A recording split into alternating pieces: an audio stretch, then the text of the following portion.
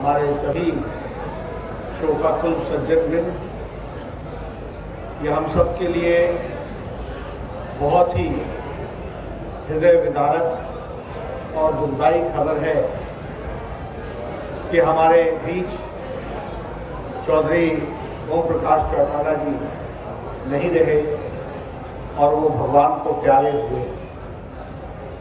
इस शोकाकुल घड़ी में सबसे पहले तो मैं ईश्वर से ये अरदास करता हूँ, प्रार्थना करता हूँ कि भगवान उनकी आत्मा को शांति दे, अपने चरणों पर स्थान दे और परिवार के सभी सदस्यों को इस दुख भरी घड़ी में ताकत दे ताकि वो इस दुख को सह सके।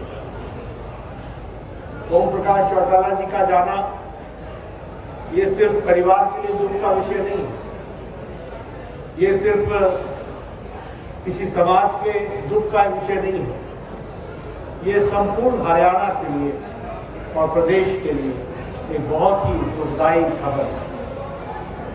उनका निधन एक तरीके से राजनीतिक क्षेत्र में एक युग का अंत है।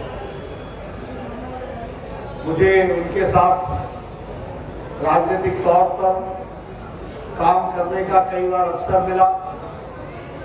बहुत जिंदा दिल इंसान और हरियाणा के वरिष्ठतम नेताओं में से।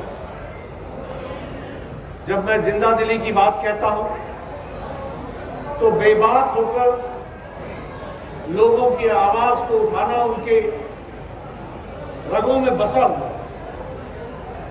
फिर चाहे वो मेहनतकश मजदूर की बात हो, फिर चाहे वो मध्यम वर्ग के लोगों की बात हो, फिर चाहे वो किसानों की बात हो, फिर चाहे वो समाज के किसी भी वर्ग की बात हो, सबके लिए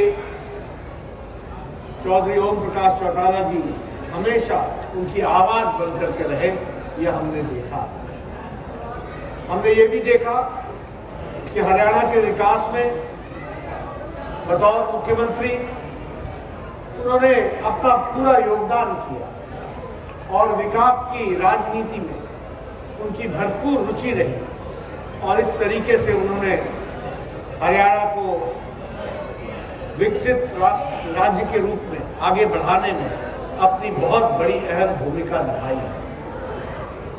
मैं यहाँ यह भी कहना चाहता हूँ कि युवाओं के वो बहुत प्रिय थे और उन्होंने समाज के सभी वर्गों का नेतृत्व करते हुए हरियाणा को आगे बढ़ाने का काम किया।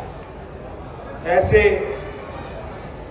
महान व्यक्तित्व वाले, बहुआयामी प्रतिभा वाले नेता का जाना ये सिर्फ परिवार के लिए दुख का विषय नहीं होता, ये समाज के लिए और प्रदेश के लिए होता है।